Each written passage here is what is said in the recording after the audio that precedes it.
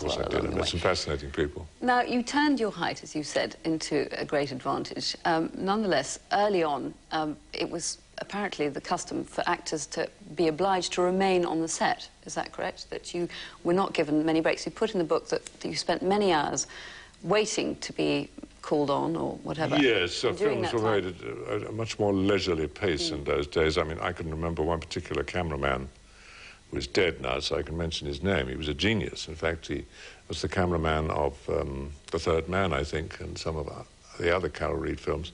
Bob Krasker. I made films with him. I remember him taking well over an hour to light a close-up, because they had this battery of different kinds of lights and things, so things took much longer. There didn't seem to be this immense pressure, this terrific hurry all the time, with very young men, and in some cases very ignorant, walking on the set every 5 minutes and doing this and looking over at you and doing this and looking over at you. Probably weren't looking at me, but it was, wait a minute, you know, it's 11:30 or whatever. We've got to get off this set today. They've only done one shot. That's what happens today. So it's an atmosphere of not always restrained panic, almost all the time. Well, I'm used to this pressure because I've had to make films in conditions you wouldn't believe, particularly in countries like Italy, where you're on the set. The doors are open, the planes are flying past, people are talking, smoking, moving, walking about, and you still have to deliver. And this happened, in a sense, when I went to live in America in 1976. I walked onto the set at Universal to do this film, Airport 77, in which I very nearly drowned. And nobody said anything, really. They just said, oh, morning, you know, rehearsed and did the scene, got through the day. And at the end of it, all the crew were coming up to me and saying, great to meet you, we've all seen your movies over the years, and so on and so forth. The implication being, okay, we know who you are, but you show us here. That was your judgment point. Oh, yes, oh, definitely. You're only as good as that definitely. Performance. Only. And another thing that's very important in America is that if you say you can do something, like, I don't know, driving a chariot or working underwater or whatever it may be. Parachuting, whatever. Well, whatever. And if you say you can do it, they will give you the opportunity, but you better deliver.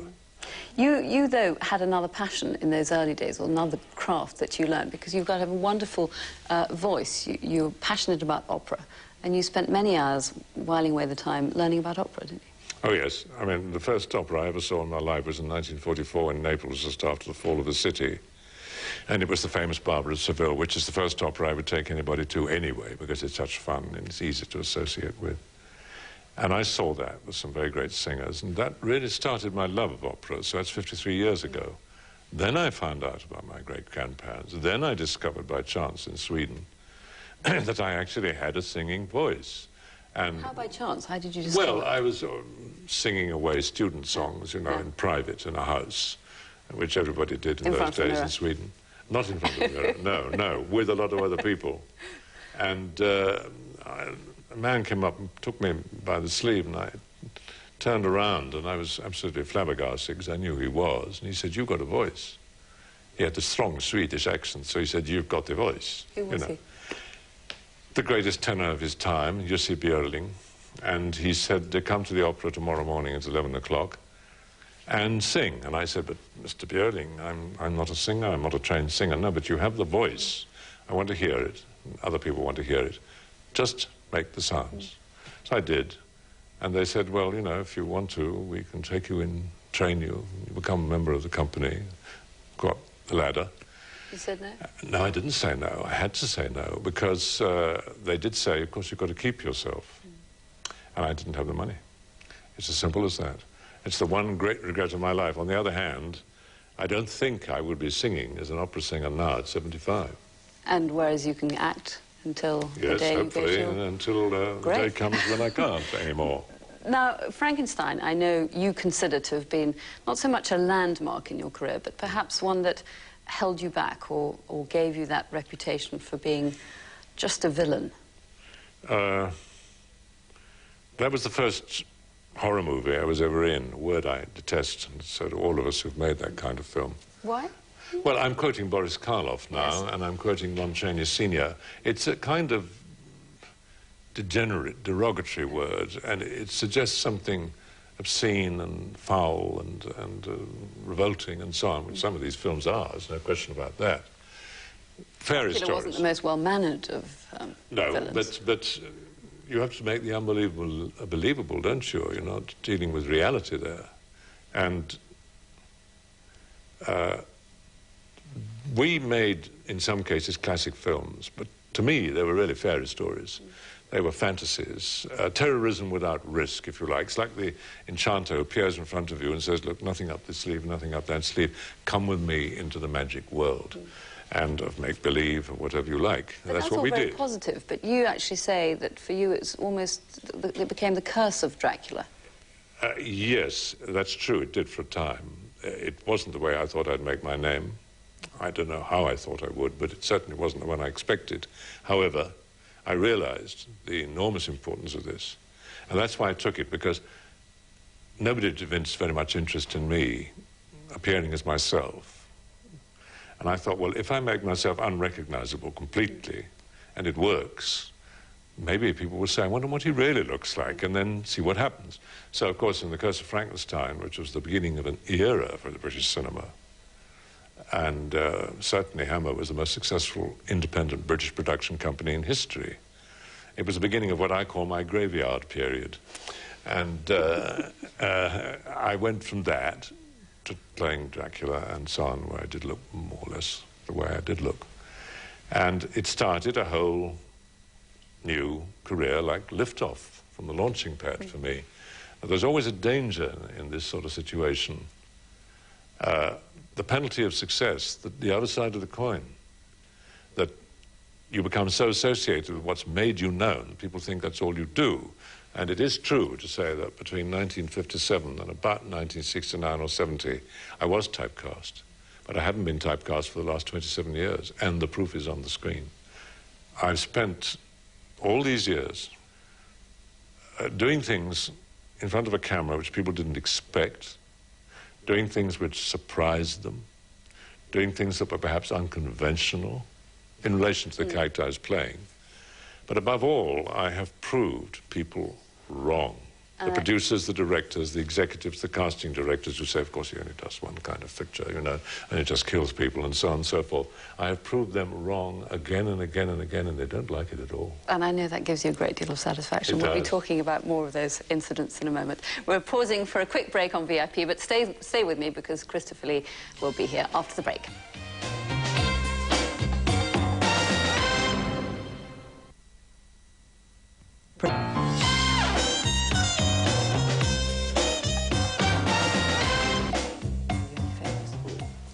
Welcome back to VIP. I'm here with actor Christopher Lee, whose memoirs, Tall, Dark and Gruesome, have just been published.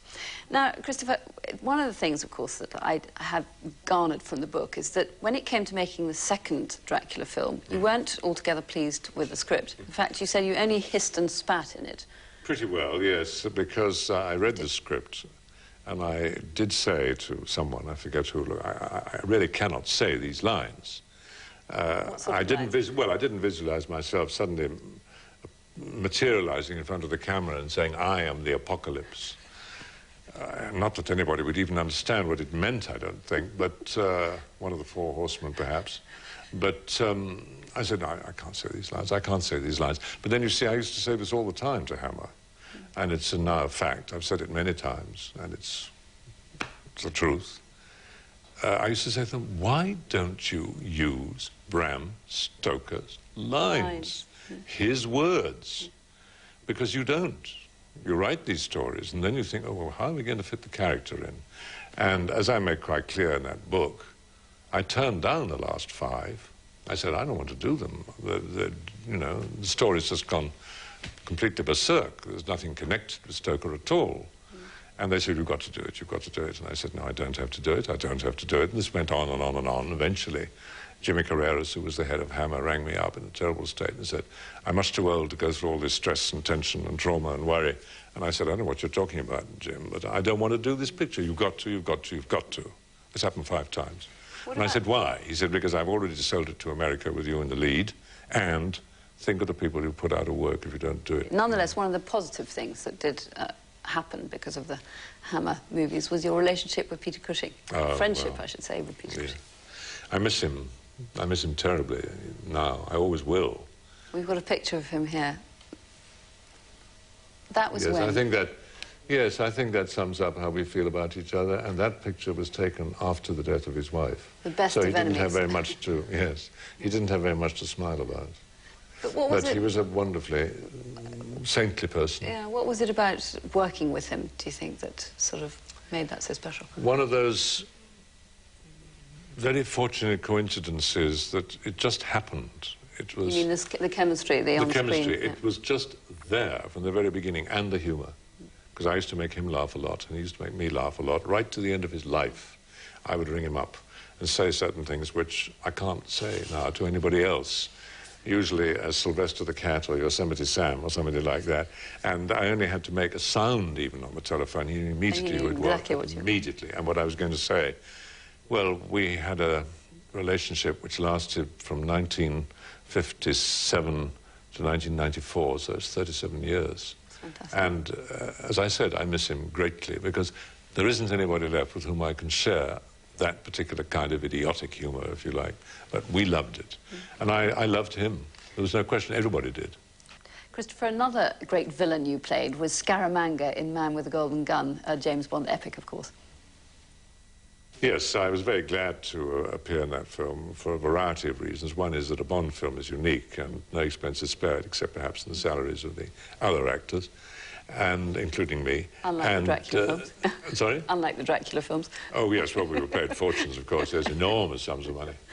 £700, I think I got for playing it the first time. There's a great picture I just want to show. This is wonderful. There you are, holding the golden gun, looking very threatening and menacing indeed. I haven't got it. I haven't got the gun. Well, what is that in your hand? Well, no, that is the gun, that picture. But you haven't got it now? No, I haven't got it. There were 3 made. And what happened? I don't really know. I suppose the company kept one. Somebody else told me that one of the others was stolen. One could be put together. I was going to say, it was a great gadget, wasn't it? 'Cause it was a... Oh, yes. It was very difficult to do, actually, without sort of looking, you know, fiddling on the table and putting things together. Another one was solid, like perhaps that one. And then another one actually was able to produce a flash from a cap inside when I fired. Was the process, though, of making those films, because of all the gadgets and everything, was it very different from what you'd experienced with a minimal amount of paraphernalia? Yes, in the days of the Hammer films, which from my point of view lasted, I would say, basically approximately 15 years, although I did do one for them in 1975. Special effects were somewhat in their infancy, and I think the successes of those films depended on everybody, the entire crew and the entire cast, the technical expertise from behind the camera and around it, and the performances of the actors and actresses involved. The special effects were there, the makeups were there, but they didn't overpower the actors. They do today. But you flirted, nonetheless, with Hollywood, because obviously that's where most actors need to go to make their name. Well, I didn't have to go there to make my name, You'd already done it. I'd already done it. I went there for one very good reason. And there was a definite danger that if I stayed here, I would become typecast, be offered the same kind of part, not necessarily the same one, but in the same kind of movie, always doing away with people or whatever, terrorizing people and so on and so forth. That would have happened if I'd stayed here. Every major executive I knew in America, every producer, every actor, the last one being Richard Widmark, finally convinced me that I should not stay here, but I should go to America to live. Did it suit The you? reason was simple. Greater opportunities to me as an actor, far more production, far more diversification in terms of the type of film made and the type of part available to me.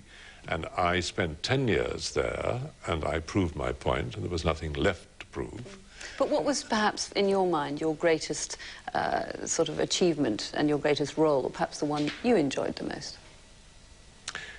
The greatest role I think I've ever had until recently, very recently, I've always said was Lord Summerall in The Wicker Man, and probably the best film I've ever been in my opinion, because it was written for me, and that doesn't happen very often.